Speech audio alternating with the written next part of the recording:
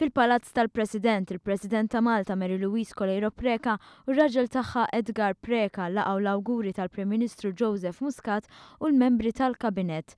Fil-waqt li rrikonoxxiet l-andament pożittiv ta' pajjiżna, il-President ta' Malta Mary Louise Coleiro Preca saħqet li għandu jkun hemm inizjattivi li jindirizzaw it-talbit taż-żgħażagħ u l-esklużjoni soċjali. Il-President Coleiro Preca sostniet fuq il-bżonn li titnissel fiduċja fil-politika b'mod li l-poplu jafda iżjed lill-politiċi.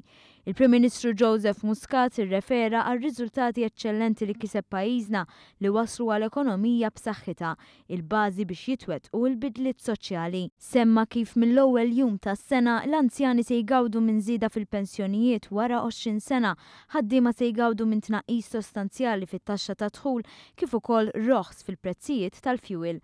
Il-Prim Ministru sostna li l-miżuri soċjali jridu jolqtu lil firxa sħiħa tas-soċjetà biex b'dan il-mod tkun indirizzata l-isfida tal-faqar. Faħħar l-irwol tal-Malta Community Chest Fund sostna li għandha tkun trattata bħala patrimonju nazzjonali. Il-President iltaqat ukoll mal-Arċisqof Charles Scicluna u l-Isqof Emeritu Paolo Cremona hawn spikka qbil bejn iż-żewġ naħat dwar il-bżonn li għaqdiet tal-Knisja jkunu reġistrati biex ikun hemm iktar proġetti soċjali. Iktar tard il-Prim Ministru u l-Kabinett żaru l-Palazz tal-Arċisqof u wassal l-awguri tiegħu lill-Isqof Charles Scicluna, skambju ta' awgurju li tulu spikka l-kooperazzjoni bejn l-Istat u l-Knisja.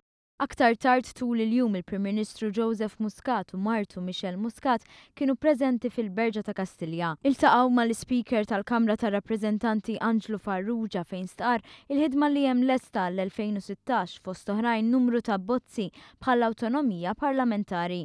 Il-Prim Ministru martu Michel Muscat iltaqgħu wkoll mal-amministrazzjoni tal-Partit Laburista.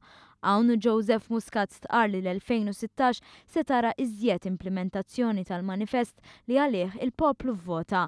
L-awgurji komplow fosthom ma' unions, korpi kostitwiti u l-pubbliku li attenda biħġaru.